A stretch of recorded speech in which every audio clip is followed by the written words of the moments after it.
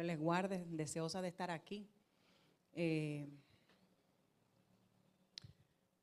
Yo quiero rapidito, ustedes saben que en Semana Santa siempre se estila hablar sobre las 7 palabras que Jesús dijo en la cruz antes de fallecer, antes de lo que dijo de consumado es. Y yo quiero ir rápido porque sé que en otros momentos he hablado de este tema, pero para poder hablar de lo que el Señor ponía en mi corazón el Viernes Santo, tengo que hacerle el breve resumen. Y quiero que sepa que yo estuve con los pastores John y Jenny allá el Viernes Santo, fui a la iglesia donde ellos se congregan, porque ellos no están dirigiendo una obra, sino participando de una obra. Y me fui con ellos a la iglesia en un servicio especial que hicieron de Viernes Santo, un servicio como de 3 o 4 horas.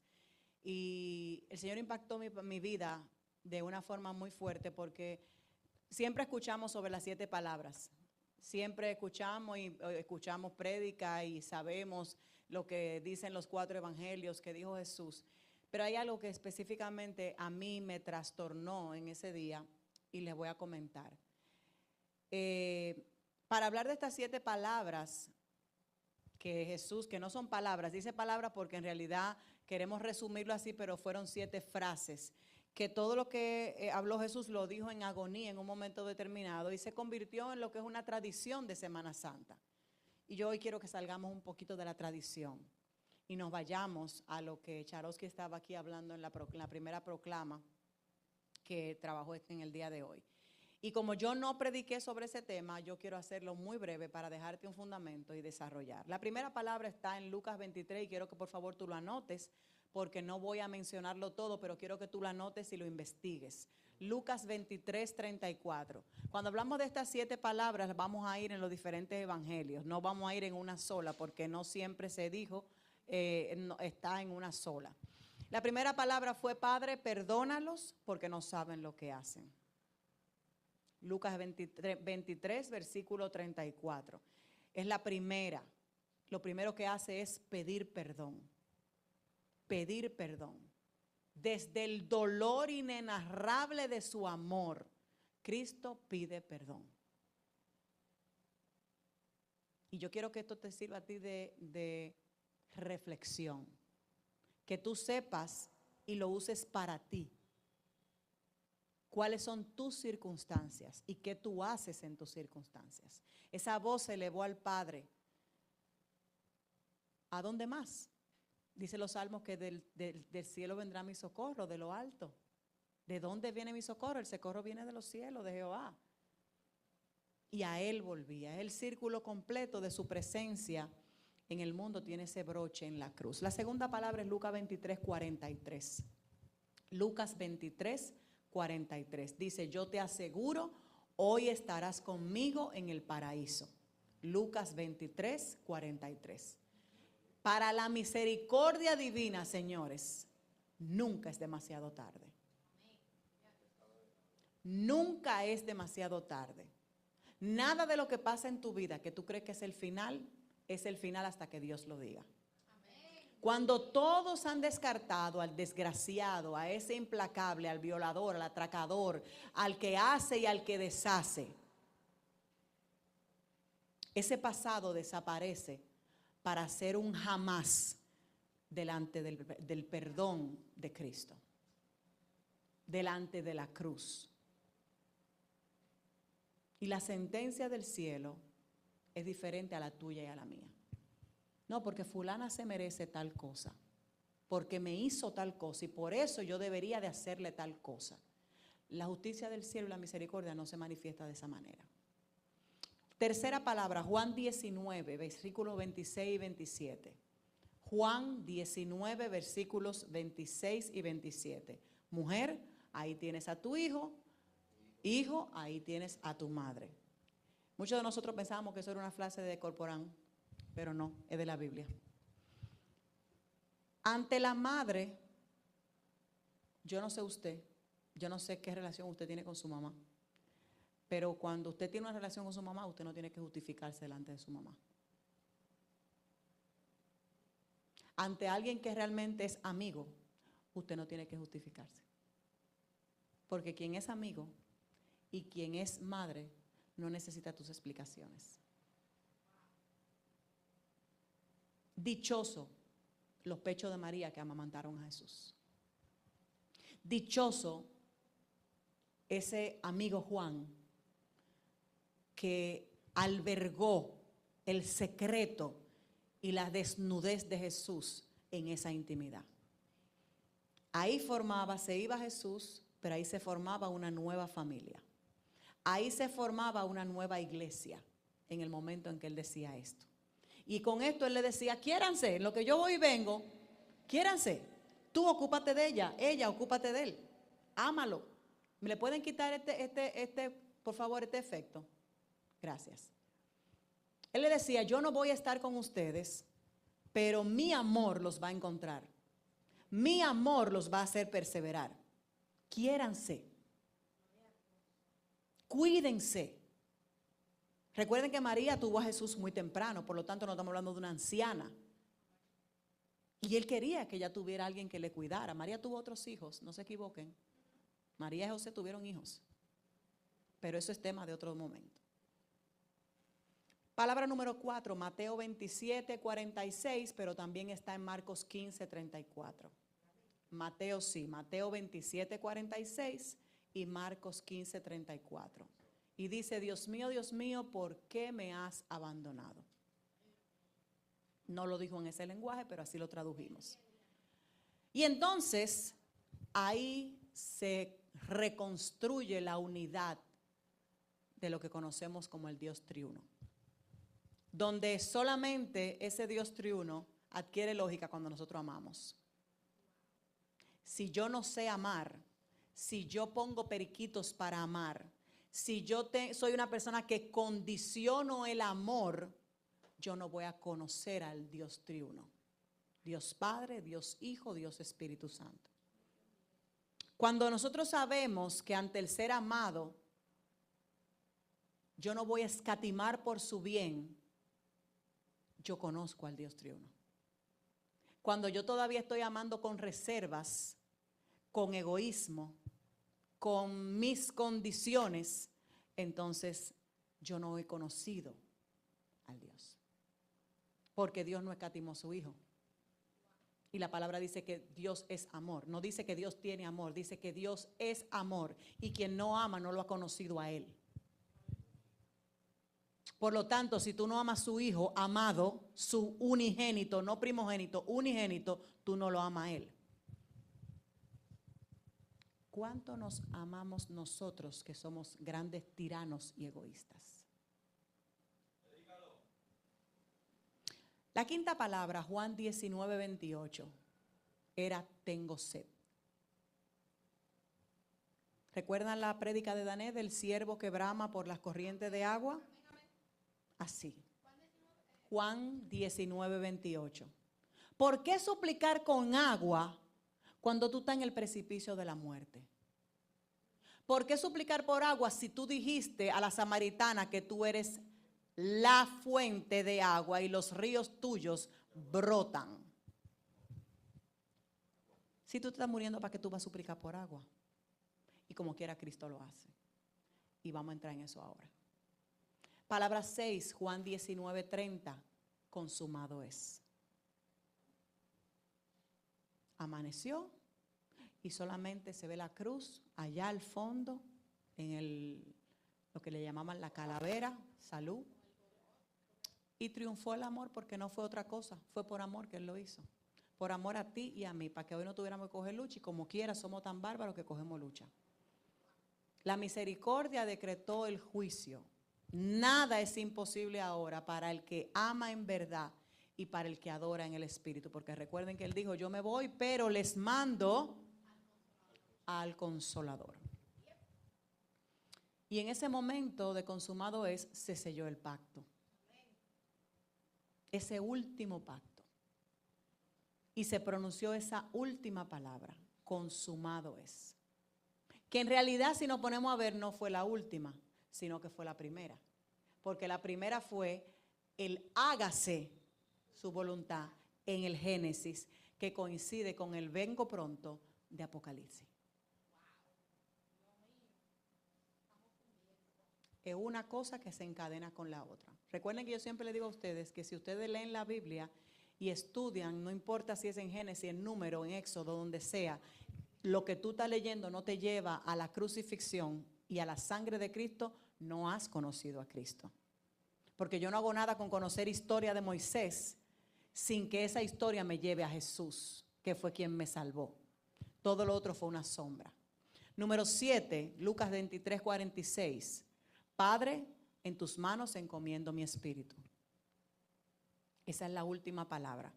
Una palabra de total y absoluta entrega, sin reserva de nada. Una palabra llena de confianza. Cuando tú has sido adoptado como hijo, has recibido el espíritu de adopción, tú te entregas de manera total, no parcial. Cuando tú conoces al Padre, tú no tienes miedo de lo que va a pasar el próximo mes, la próxima quincena en tu vida. No es que tú vas a ser un ratrero ni un sinvergüenza de no ocuparte. No es que tú vas a ser una sinvergüenza de no hacer lo que tienes que hacer. Pero tu confianza está puesto en aquel que no miente, en aquel que no tiene sombra de variación. La mayor libertad, la mayor verdad, el mayor amor se realizó en esa entrega. No hay nada, después de ahí no hay nada. El Hijo se entregó, el Padre dio un decreto, el Hijo se entregó y así nos mostró el camino.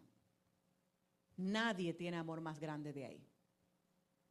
Y probablemente la crucifixión, y yo sé que lo hemos hablado, se dice que es la muerte más cruel que existe.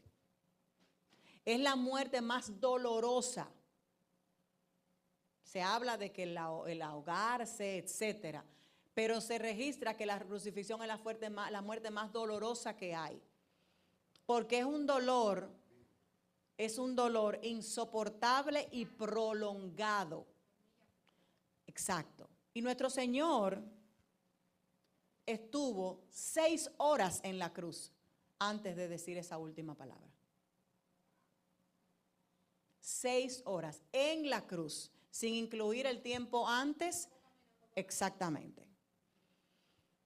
Muchos vivían y veían aquella atormentada escena, esa espantosa escena, mientras la sangre abandonaba el cuerpo de él poco a poco, causando esa deshidratación y sed, supongo.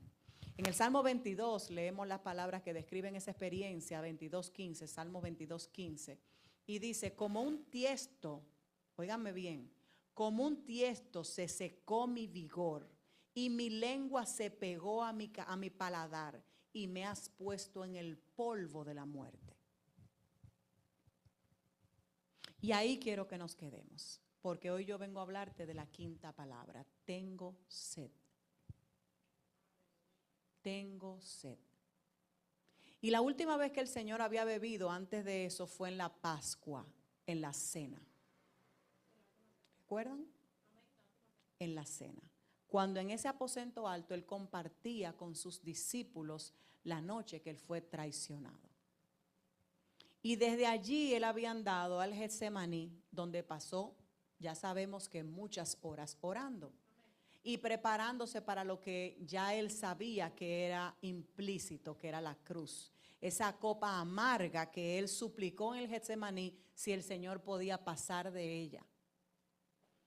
Y al parecer, según dice la palabra, él sudó por la angustia que tenía grandes gotas de sangre. Lo dice la palabra, esto no es una historia que yo me estoy inventando.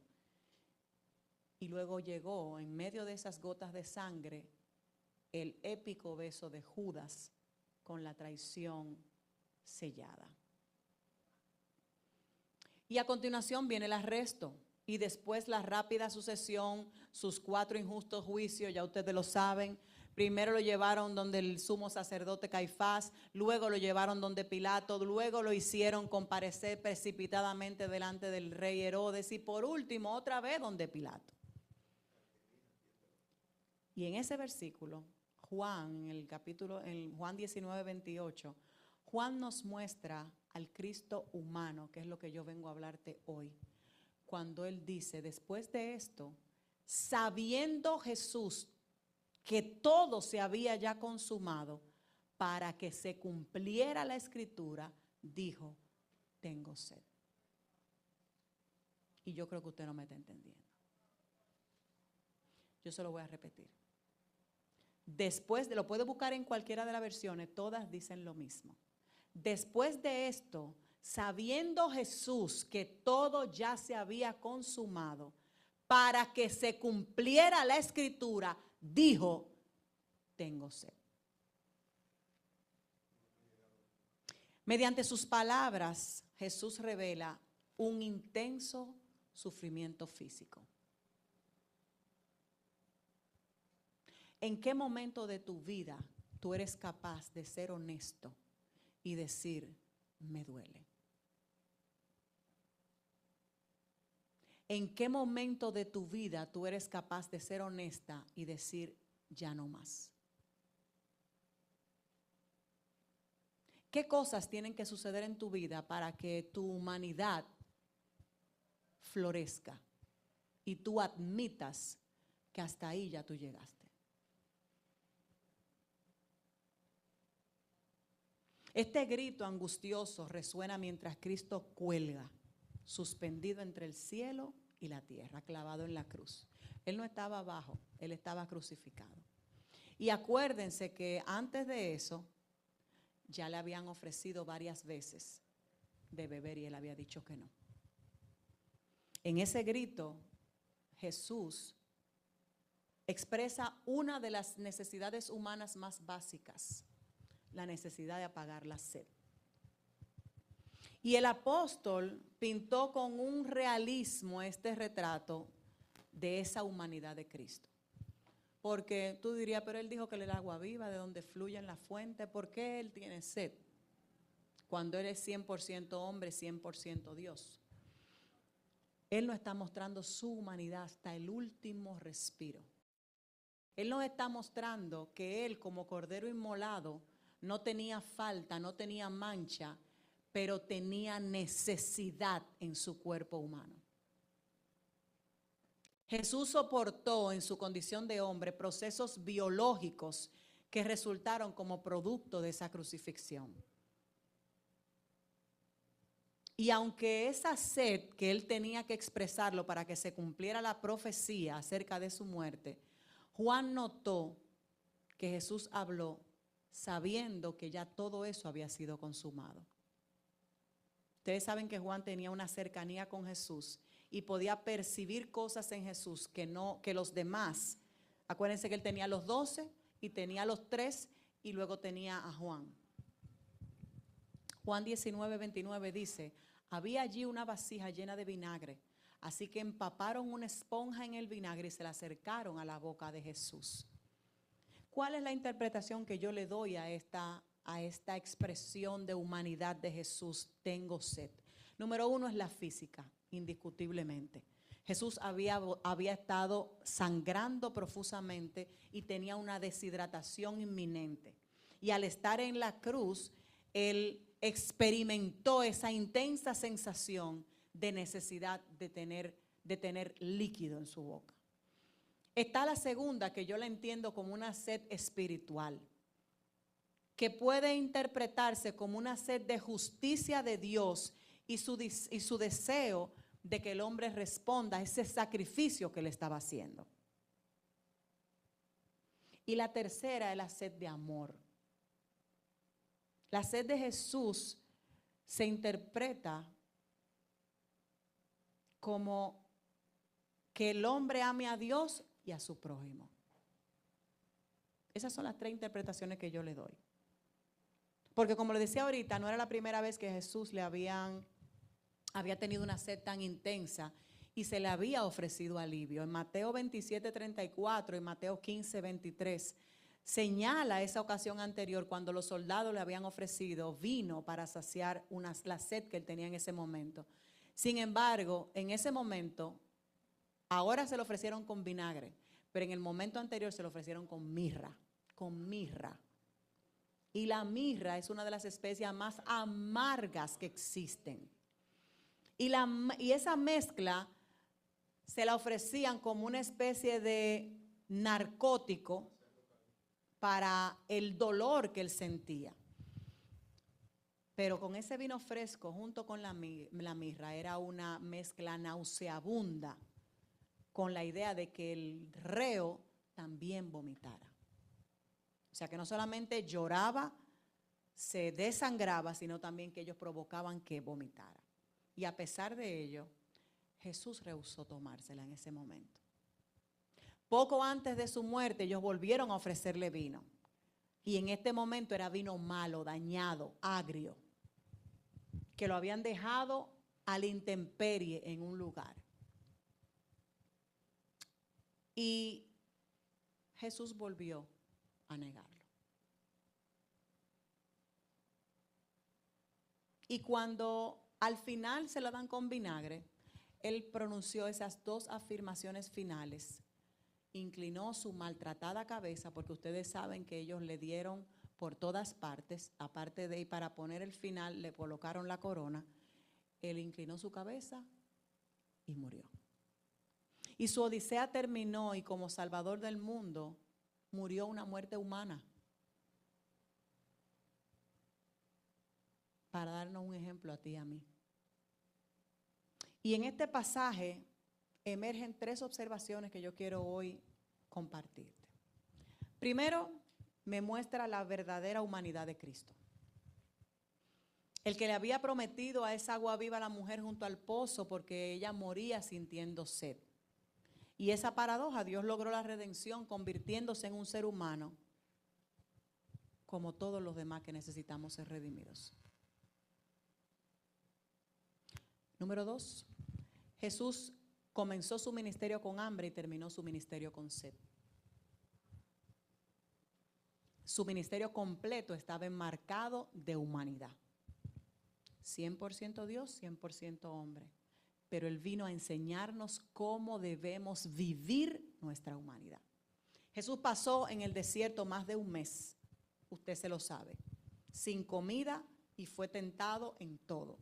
Y después de salir del desierto, después de 40 días y 40 noches sin comida ni bebida, ya usted sabe cómo un cuerpo debe estar. Y mostraba las señales de esa falta de comida y la exposición a las inclemencias de la naturaleza. Y en eso en ningún momento hizo que se disminuyera ni su humanidad ni su deidad. Al contrario, eso hizo que se afirmara. Porque dice la Escritura que fue tentado en todo como nosotros, pero no cometió pecado. Y en la última reflexión de este pasaje es el nivel de desprendimiento que él tenía. Con toda esa odisea que él tuvo que vivir, él pensaba primero en las necesidades de los que le rodean. Siempre primero el que le rodea. Y esto puede dar a notar con claridad que aún en sus últimos momentos, esas palabras de Jesús de perdónales que no saben lo que hacen, la preocupación no era por él.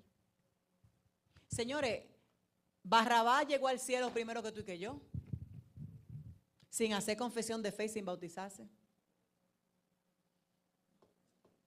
¿Eso no se llama misericordia?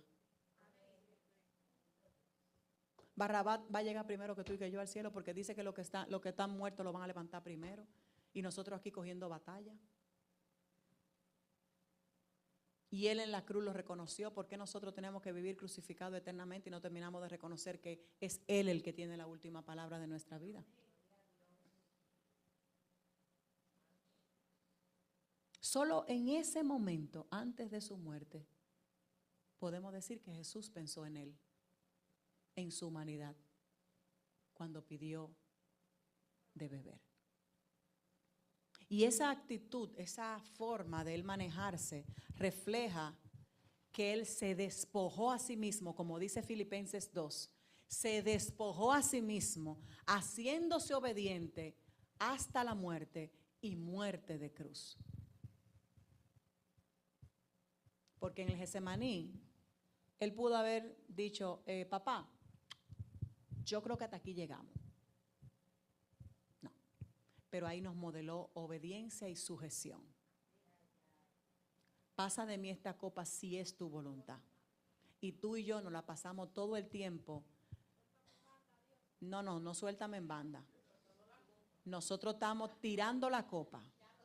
Nosotros le hacemos así a la copa todo el tiempo. ¿Qué es lo que es copa? ¿Qué copa ni copa? Y por eso nos va como nos va. Porque queremos hacer nuestra voluntad, no la suya. Jesús no pidió de beber, sino que se limitó a declarar una condición, y es donde yo quiero llevarte en el día de hoy. ¿Cuál es esa condición de tu naturaleza humana que tú te afanas en tapar y que Dios todavía no puede iluminar? ¿Cuál es esa condición de tu naturaleza humana que tú quieres seguir mostrándole al mundo con que no existe, pero ya todo el mundo lo sabe? Que es muy evidente. ¿Cuál es esa condición? Ayer yo llegué, tenía una cita médica a las 4, yo llegué a las 12:30, tenía una cita médica a las 4 de la tarde, y justo cuando aterricé, sonó el teléfono dentro del avión y me dice, su cita no es a las 4, es a las 2:30. Yo dije, Espíritu de Dios. Ok, yo le dije, usted me va a esperar. Espéreme que yo llego. Yo no sé cómo yo iba a llegar, pero yo iba a llegar. Yo estaba acabando de aterrizar. Yo no había hecho aduana, yo no había hecho nada. Andaba con 2 niños, con maleta, tenía que esperar que me buscaran. Y yo llegué a las 2:29. Estaba entrando por la puerta de la oficina. Y cuando salí, voy a visitar a la circunspecta Charosky. Y me dice ella, usted se ve muy feliz, pero los ojos lo tiene allá atrás. Y eso es lo que yo vengo a decirte. Tú puedes estar aparentando muchas cosas, pero tu naturaleza te delata.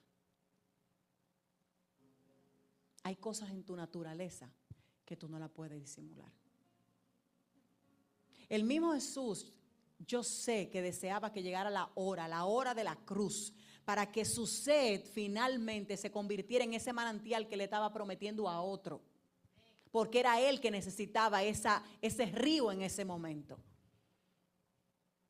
Y que ese milagro que él sabía, porque la decisión lo tomaron en el triuno, él sabía que venía gloria después de ahí. Y él sabía que iba a ser momentáneo.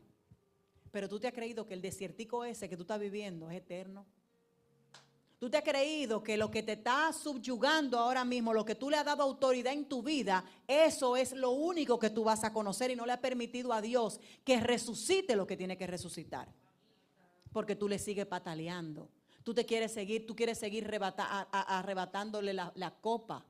Tú quieres seguir diciendo que es tu voluntad. Tú quieres seguir creyendo que es a tu forma. Y no funciona así. Siempre estamos dejando a Dios en ridículo.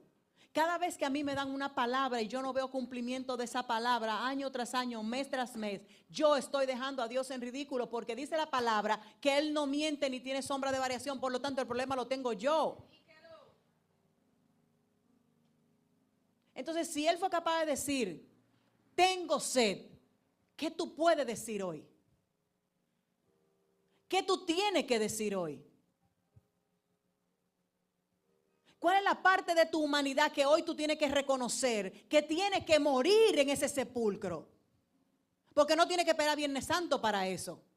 No tienes que esperar Semana Santa para eso. ¿Qué es esa área de ti que está putrefacta ya, que necesita ser enterrada para que Él la resucite?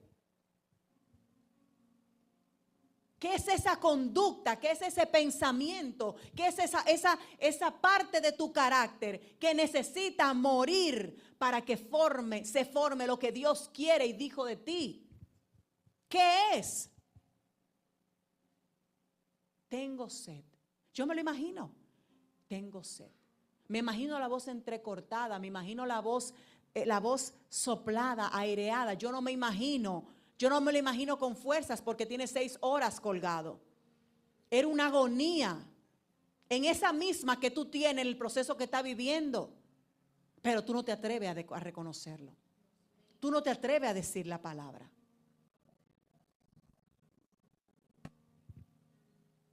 Y yo hoy quiero decirte que yo también tengo sed. Yo también tengo sed. No vaya usted a pensar que yo me fui a vivir la buena vida. Cuando llegué ahorita relajando, le dije, yo no traje chocolate, no esperen nada, yo no traje nada. Yo no traje nada, yo vine rota. Yo vine rota porque yo me fui a sostener a alguien.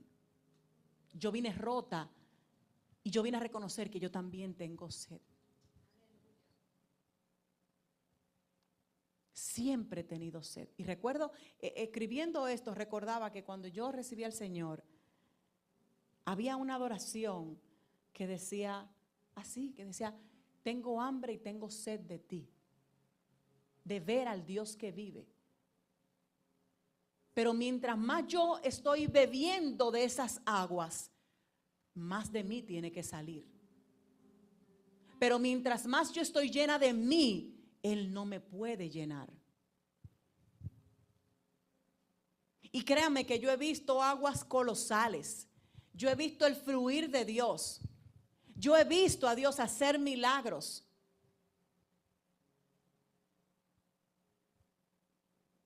Y a veces, en medio de nuestra situación, todo lo que nosotros necesitamos es un sorbo de su agua. Un sorbo. Un sorbo que traiga paz en medio de nuestra situación. Y solamente eso yo hoy suplico. Un sorbo.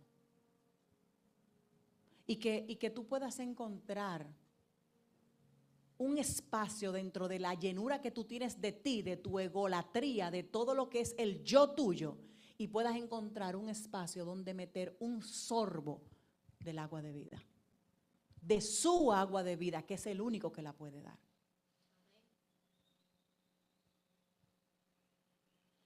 En la cruz nosotros vemos a Jesucristo, Dios, y a Jesucristo el hombre. A Dios ofreciendo perdón y vida eterna inmediata a un delincuente que según tú, según yo, según los escribas y los fariseos, no lo merecía. Vemos al hombre cuando experimenta sed. Y ahí hay un misterio y un aspecto maravilloso que tiene el Evangelio. Tenemos a uno que es Dios, tenemos al mismo que puede ser salvador, tenemos al otro que puede ser sanador, tenemos al otro que puede ser suplidor. Es tan poderoso que se va a manifestar como tú lo necesitas. Pero al mismo tiempo se trata de ese que tuvo que padecer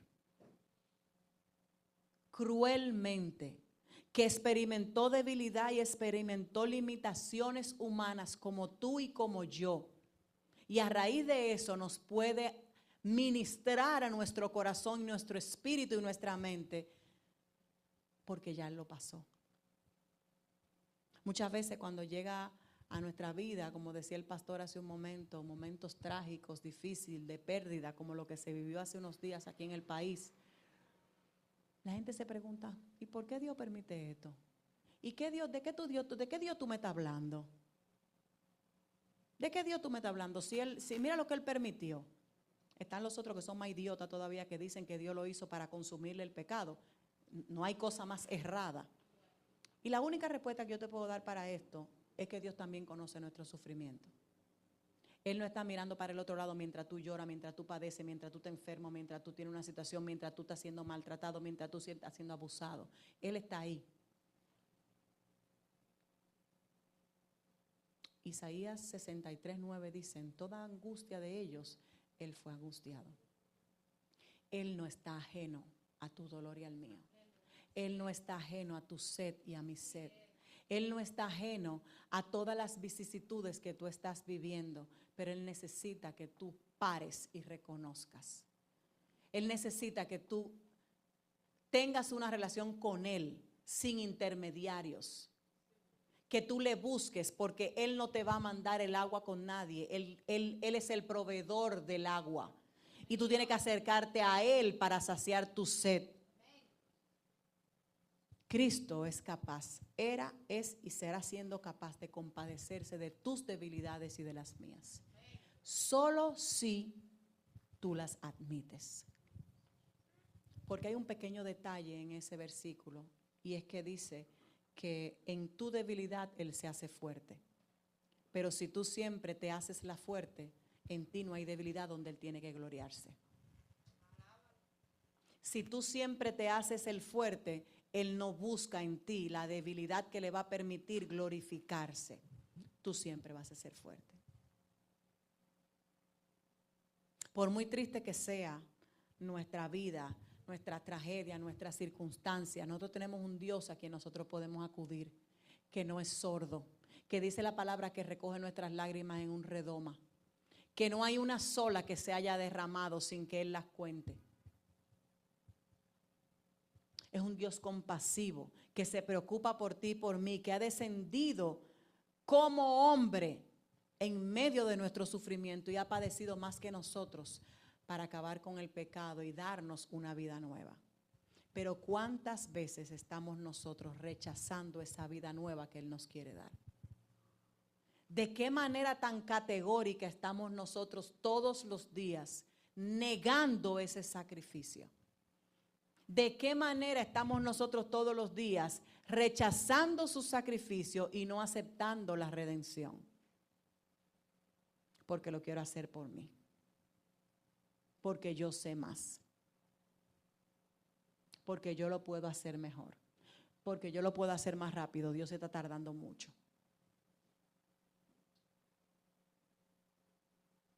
Y yo me pregunto, si la mujer del flujo de sangre se tomó 12 años para encontrarse con el Salvador y con un toque del manto le bastó, ¿por qué tú, aunque sea, no tocas el manto? ¿Por qué hoy tú no necesitas entrar y hacer tantos sacrificios de animales y te cuesta tanto sacar el tiempo para entrar a su presencia? ¿Por qué tienes sed y no buscas el dador de las aguas? ¿Por qué tienes dolor y no vienes donde el que se convierte en un bálsamo para tu alma?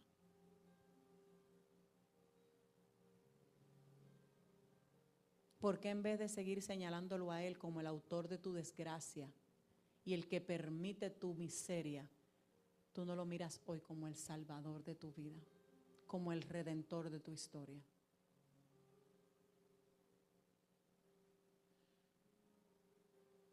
Yo creo que puse una canción en el grupo para ponerla al final. ¿Tú puedes chequear, por favor? Que no recuerdo.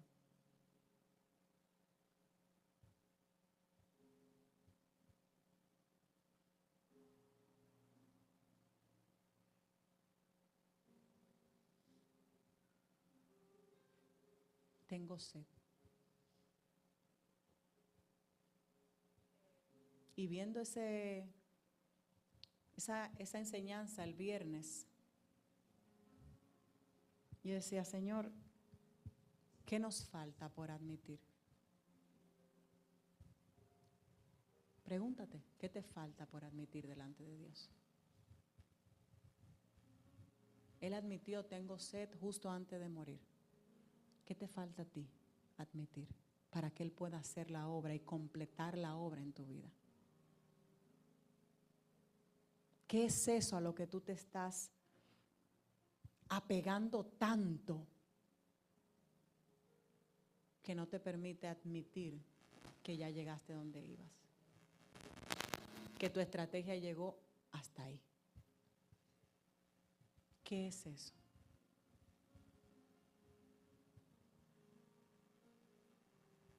Y me puso a mí a reflexionar, porque créanme que yo me fui con una asignación bastante complicada. Y como yo le decía a mis hijos anoche, yo me fui, de aquí se fue la Indira, de aquí no se fue la pastora. De aquí se fue Indira. De aquí se fue Indira, la que tenía que ser columna, la que tenía que ser compañía, la que tenía que ser oído y guardar silencio. Y ese silencio me llevó a mí a entender que debemos admitir cuando tenemos necesidad. Y al primero que tenemos que admitírselo es a Dios.